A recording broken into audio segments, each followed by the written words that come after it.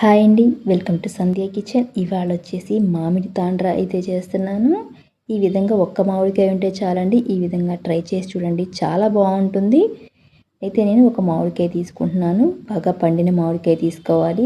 మామిడికాయ తీసుకొని ఇప్పుడు ఈ విధంగా కట్ చేసుకున్న తర్వాత ఇందులోకి మామిడికాయ గుజ్జు తీసేసుకోవాలి. పైన చెక్కు తీసేసి గుజ్జు మాత్రమే చూపించినట్టుగా స్పూన్తో ఈ విధంగా చక్కగా తీసేసుకోండి. గుజ్జు బాగా వచ్చేస్తుంది. ఎంతో సింపుల్గా మామిడికాయ సీజన్లో మామిడికాయ తాండ్ర ట్రై చేయండి, చాలా బాగుంటుంది. టేస్ట్ కూడా పిల్లలు కూడా ఇష్టంగా తింటారు. అయితే ఫ్రెండ్స్, నేను చేసే వీడియోస్ కనుక మీకు నచ్చినట్టయితే లైక్ చేయండి, సబ్స్క్రైబ్ చేయండి. ఈ విధంగా గుజ్జంతా బాగా తీసుకోవాలి. మామిడికాయ కొన్నది ఒక్క మామిడికాయ ఉన్నా కూడా ఈ విధంగా చేయొచ్చు.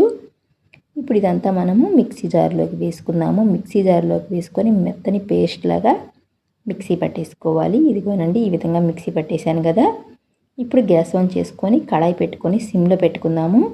ఇప్పుడు ఈ మామిడి గుజ్జుని ఇందులోకి వేసుకొని ఒక పావు కప్పు దాకా బెల్లం వేసుకోవాలి. స్వీట్కి తగ్గట్టు బెల్లం వేసుకొని చిటికెడు సాల్ట్ వేసుకొని బెల్లం అంతా కరిగించుకునేలాగా కలిపేసుకుందాము. ఒక చిటికెడు సాల్ట్ వేసుకుందాము. ఇప్పుడు ఇదంతా దగ్గర పడింది కదా. ఇప్పుడు గ్యాస్ ఆఫ్ చేసుకుందాము. గ్యాస్ ఆఫ్ చేసుకొని ఒక ప్లేట్ తీసుకొని ఇందులోకి నెయ్యి వేసుకొని ఇదంతా నెయ్యి అంతా ప్లేట్కి రాసేసుకోవాలి. ఈ విధంగా రాసుకున్న తర్వాత ఇప్పుడు మనం మామిడి గుజ్జు అనేది ఇందులోకి వేసుకుందాము. ఇందులోకి వేసుకున్న తర్వాత ఇదంతా ఈ విధంగా స్ప్రెడ్ చేసామంటే చక్కగా స్ప్రెడ్ అయిపోతుంది. ఇప్పుడు ఇది మనం ఒక 2 రోజుల పాటు ఎండలో పెట్టామంటే చక్కగా మామిడి తాండ్ర అయితే రెడీ అయిపోయినట్లే. చూశారు కదా, నాకైతే 2 రోజులు పట్టింది ఎండలో ఎండాలంటే. ఈ విధంగా ఈజీగా వచ్చేస్తుంది. ఇప్పుడు మనకు నచ్చినట్టు ఏ షేప్లో కావాలంటే ఆ షేప్లో అయితే కట్ చేసుకోవచ్చు. నేనైతే ఈ విధంగా చిన్న ముక్కలుగా కట్ చేస్తున్నాను. చూశారు కదా, ఎంతో ఈజీగా చేసుకోవచ్చు. ఒక్క మామిడికాయ ఉన్నా కూడా ఈ విధంగా ట్రై చేయొచ్చు.